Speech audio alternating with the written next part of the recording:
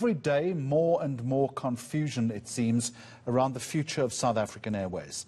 Pilots and the airline are in conflict, and now there are reports indicating the business rescue practitioners might find the turnaround plan is no longer financially viable or, for that matter, implementable.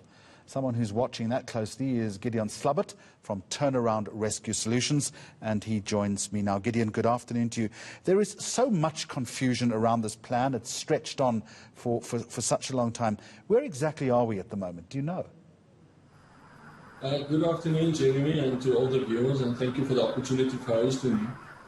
I do believe it's important to state that the plan is not necessarily unimplementable. I believe that the aim of this business rescue is to achieve a better result than a liquidation to all the affected parties. And we truly must remember that the business rescue plan has been published and it has stated the financial position of the company when the plan was adopted.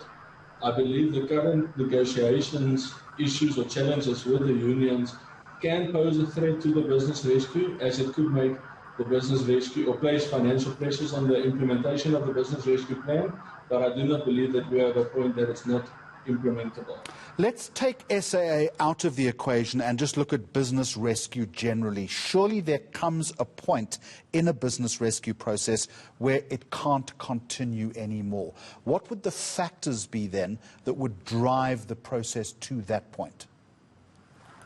Yeah, so you're quite correct in what you're stating. In a normal business rescue, at the point where the plan has been adopted or accepted, I always see that as a very specific milestone, but you see it as the halfway milestone, as the plan has to realize as the suspensive conditions, and the suspensive conditions has to be met, and the compromise with all parties. So if you are in a position that the plan, or that you cannot physically or financially achieve your commitments made in the plan, then the business rescue practitioners are obliged to make a decision and to place the company into business rescue, into liquidations. One of the things that interests me is this concept of brand value and brand erosion.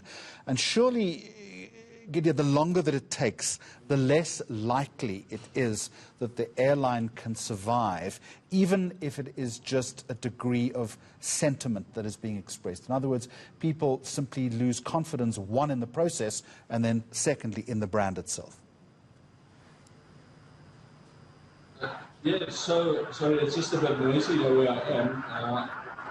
So one needs to determine, or the practitioners need to decide what is the financial position during or after the implementation of the plan. And I do not believe that one can simply just keep on going if you have a limited budget, as is the case with SAA. And I do believe that we have to respect that the government has got a limited budget at this particular point in time, and even the COVID pandemic, the financial positions are severely under pressure. Gideon, at this point, I'm very rudely going to cut across you. I know that it's just started raining in Klerksdorp in the northwest where you are. I'm sure the farmers are absolutely delighted, but it is playing havoc with our audio. So I'm going to leave it there. I think we've got the gist of what you want to say. Gideon Slabbert from Turnaround Rescue Solutions. Now let's